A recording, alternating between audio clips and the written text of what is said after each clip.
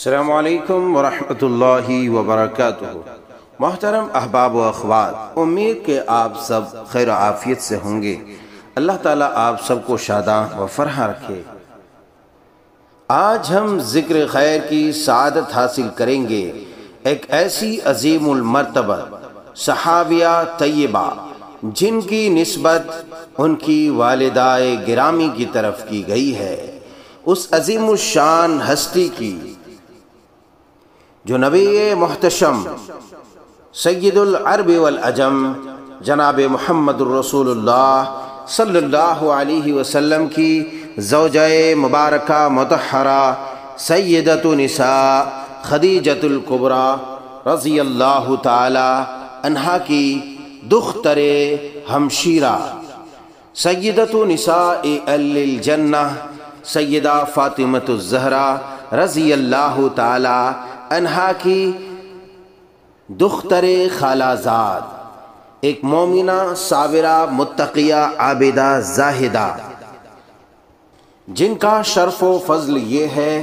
کہ پہلے پہل ان خواتین ذیشان میں شامل ہوئی جن کو سید الرسول صلی اللہ علیہ وسلم کی دست اطہر پر بیعت کرنے کی سعادت حاصل ہوئی، جنہوں نے نبی محتشم صلی اللہ علیہ وسلم سے روایتیں احادیث روایت کی۔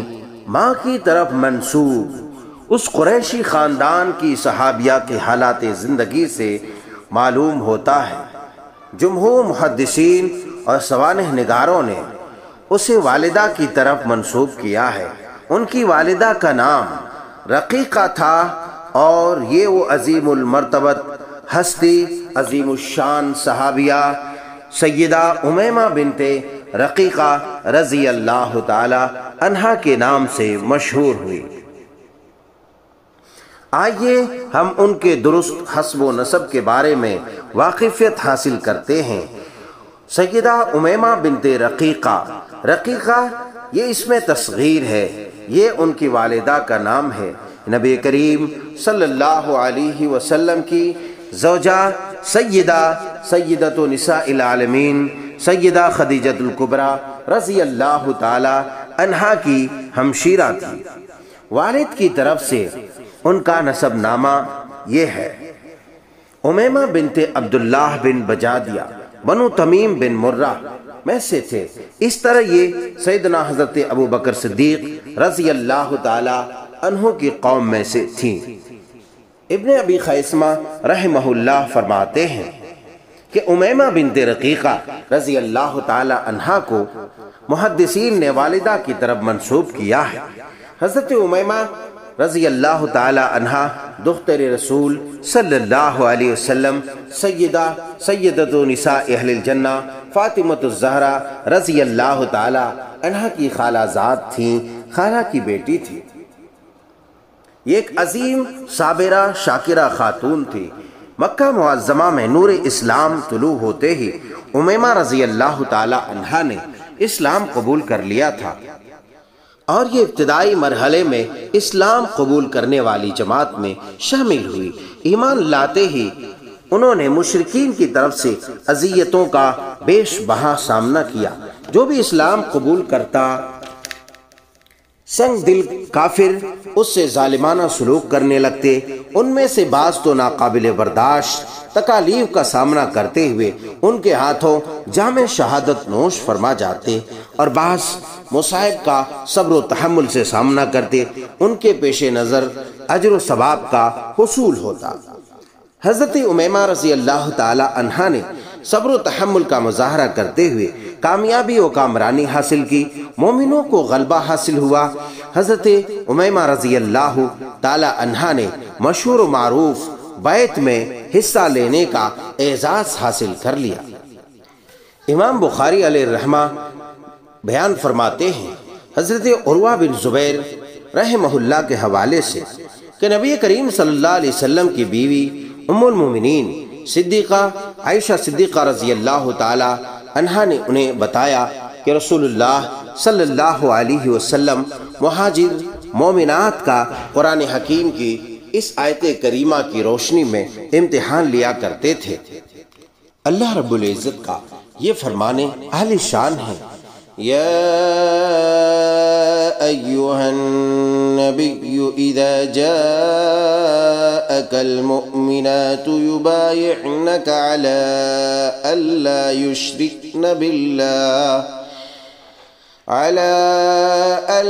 يشركن بالله شيئا ولا يسرقن ولا يزنين ولا يقتلن أولادهن ولا يأتين ببهتان يفترينه بين أيديهن وأرجلهن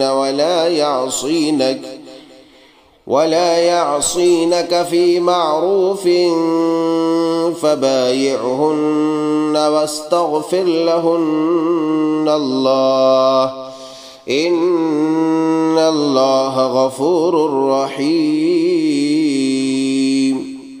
سورۃ الممتحنہ آیت 12۔ معنی یہ ہوا، اے نبی، جب تمہارے پاس مومن عورتیں بیعت کرنے کے لیے آئیں اور اس بات کا عہد کریں کہ وہ اللہ کے ساتھ کسی چیز کو شریک نہ کریں گی، چوری نہ کریں گی، زنا نہ کریں گی، اپنی اولاد کو قتل نہ کریں گی، اپنے ہاتھ پاؤں کے آگے کوئی بہتان گھڑ کر نہ لائیں گی، اور کسی امر معروف میں تمہاری نافرمانی نہ کریں گی، تو ان سے بیعت لے لو اور ان کے حق میں دعائیں مغفرت کرو، یقیناً اللہ درگزر فرمانے والا، رحم کرنے والا ہے۔ جو مومن خاتون ان شرائط کا اقرار کر لیتی تو آپ انہیں اپنی زبان مبارک سے فرماتے، میں نے تیری بیعت لے لی۔ بخدا آپ نے بیعت لیتے وقت کبھی بھی کسی خاتون سے ہاتھ نہیں ملایا، اس موقع پر صرف اپنی زبان مبارک سے یہ فرماتے کہ میں نے تیری بیعت قبول کر لی۔ حضرت امیمہ رضی اللہ تعالی عنہا نے اپنی بیعت کے بارے میں جو روایت کی تاریخ کے حافظے میں محفوظ ہے، فرماتی ہیں کہ میں بیعت کی سعادت حاصل کرنے والی خواتین کے ہمراہ رسول رحمت صلی اللہ علیہ وسلم کی خدمت اقدس میں حاضر ہوئی۔ ہم نے عرض کی، یا رسول اللہ صلی اللہ علیہ وسلم، ہم آپ کی بیعت کے لیے حاضر ہوئی ہیں اور ہم یہ اقرار کرتی ہیں کہ ہم اللہ کے ساتھ کسی کو شریک نہیں ٹھہرائیں گی، ہم چوری نہیں کریں گی، ہم زنا نہیں کریں گی، ہم اپنی اولاد کو قتل نہیں کریں گی، ہم کوئی بہتان نہیں باندھیں گی، اور نہ ہی کسی معروف میں آپ کی نافرمانی کریں گی۔ رسول اللہ صلی اللہ علیہ وسلم نے فرمایا، حسب استطاعت اور حسب طاقت۔ ہم نے عرض کی، اللہ اور رسول اللہ صلی اللہ علیہ وسلم ہم سے بھی زیادہ شفیق اور رحم دل ہیں۔ یا رسول اللہ صلی اللہ علیہ وسلم، ہم آپ کے دست مبارک پر بیعت کرنا چاہتے ہیں۔ آپ علیہ السلام نے ارشاد فرمایا، میں عورتوں کے ساتھ مصافحہ نہیں کرتا۔ سبحان اللہ، میری عورت سے بات 100 عورتوں کے لیے کافی ہے۔ اب ہم بیعت سے جہاد کی طرف آتے ہیں۔ جہاد میں بھی آپ نے بھرپور حصہ لیا۔ حافظ ابن عساکر رحمہ اللہ اپنی تاریخ کی کتاب میں رقم تراز ہیں کہ حضرت امیمہ رضی اللہ تعالی عنہا نے جنگ موتا میں حصہ لیا، بعد ازاں مدینہ منورہ میں زندگی بسر کی، یہاں تک کہ نبی کریم صلی اللہ علیہ وسلم نے دنیا فانی سے کوچ کیا۔ اس غمناک تاریخی موقع پر آپ وہاں موجود تھے۔ حضرت امیمہ رضی اللہ تعالی عنہا احادیث روایت کرنے میں بھی کمال درجے کو پہنچی ہوئی تھی۔ ابن ابی شیبہ بیان کرتے ہیں کہ میں نے اپنے ابا جان کو یہ کہتے ہوئے سنا، وہ فرمایا کرتے تھے،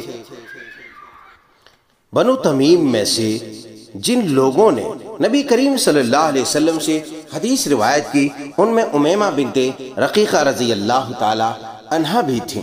خلیفہ بن خیاط کہتے ہیں، خواتین کی بیعت کے سلسلے میں محمد بن منقدر نے حضرت امیمہ رضی اللہ تعالی عنہا سے حدیث روایت کرنے کا بڑا اعزاز حاصل کیا۔ حضرت امیمہ رضی اللہ تعالی عنہا نے نبی کریم صلی اللہ علیہ وسلم اور ازواج مطہرات رضوان اللہ عنہن جمیعہ سے 8 احادیث روایت کی۔ ان میں سب سے مشہور و معروف بیت والی حدیث ہے۔ حضرت امیمہ رضی اللہ تعالی عنہا سے محمد بن منقدر اور ان کی بیٹی حکیمہ بنت امیمہ نے حدیث روایت کرنے کی سعادت حاصل کی۔ سیدہ امیمہ رضی اللہ تعالی عنہا کا خاوند حبیب بن کعب بن عمر الثقفی تھا۔ ابن سعد کہتے ہیں کہ حضرت امیمہ اپنے خاوند کے ہمراہ وطن سے دور چلی گئی تھیں اور وہاں یہ صاحب اولاد بھی ہوئیں۔ سیدہ امیمہ رضی اللہ تعالی عنہا کا تعلق سیدنا حضرت امیر معاویہ رضی اللہ تعالی عنہ سے بھی اچھا اور بڑا مستحسن تھا۔ حضرت امیمہ رضی اللہ تعالی عنہ نے خلافت راشدہ میں زندگی بسر کی اور مشرق و مغرب میں حاصل ہونے والے فتوحات میں حصہ لیا۔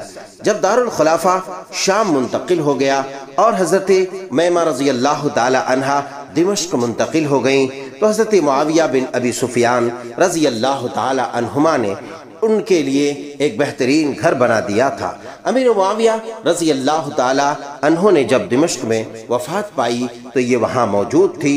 حافظ ابن عساکر رحمہ اللہ کہتے ہیں کہ حضرت امیمہ رضی اللہ تعالی عنہ امیر معاویہ رضی اللہ تعالی عنہ کی اس بیماری میں عیادت کے لیے گئیں جس میں وہ فوت ہوئے۔ انہوں نے کہا اے بنت رقیقہ میرے لیے دعا کریں۔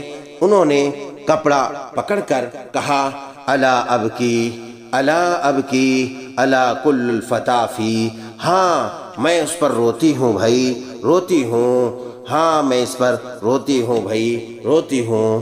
ہر نوجوان نے موت کے منہ میں جانا ہے۔ پھر امیر معاویہ رضی اللہ تعالی عنہ نے اپنی دونوں بیٹیوں سے کہا میرا پہلو بدلو، تو ہند اور رملہ نے ان کا پہلو بدلا۔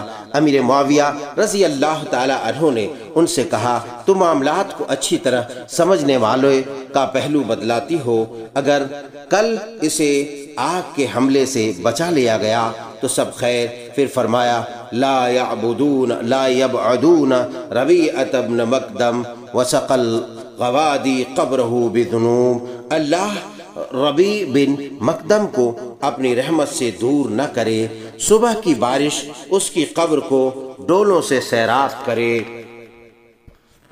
بادی النظر میں یہ معلوم ہوتا ہے کہ رقیقہ رضی اللہ تعالی عنہا سیدنا حضرت امیر معاویہ رضی اللہ تعالی عنہ کے بعد اپنی وفات تک دمشق میں رہائش پذیر تھی۔ اللہ امیمہ سے راضی اور وہ اپنے اللہ سے راضی اور اسے سدا بہار جنت الفردوس میں جگہ عطا کی۔ عزیزان گرامی، آپ سماعت فرما رہے تھے حضرت امیمہ بنت رقیقہ رضی اللہ تعالی عنہا جو سیدۃ نساء العالمین، سیدۃ النساء اہل الجنہ، سیدہ فاطمۃ الزہرا رضی اللہ تعالی عنہا کی خالہ کی بیٹی اور سیدہ حضرت خدیجۃ الکبریٰ رضی اللہ تعالی عنہا کی بہن کی دختر نیک سیرت تھی۔ ان کی سیرت طیبہ کا یہ ایک مختصر روشن باب تھا جو آپ کی سماعتوں کے حوالے کیا گیا۔ واضح رہے کہ ان کی سیرت کا یہ باب بڑا سبق آموز بھی ہے، لہٰذا اگر آپ کو یہ پسند آیا ہو تو آپ زیادہ سے زیادہ شیئر کریں اور امت کی بیٹیوں تک سیرت صحابیات طیبات پہنچانے کے حصے دار بنے۔ اللہ تبارک و تعالی آپ سب سے، ہم سب سے راضی اور خوش ہو۔ السلام علیکم ورحمۃ اللہ۔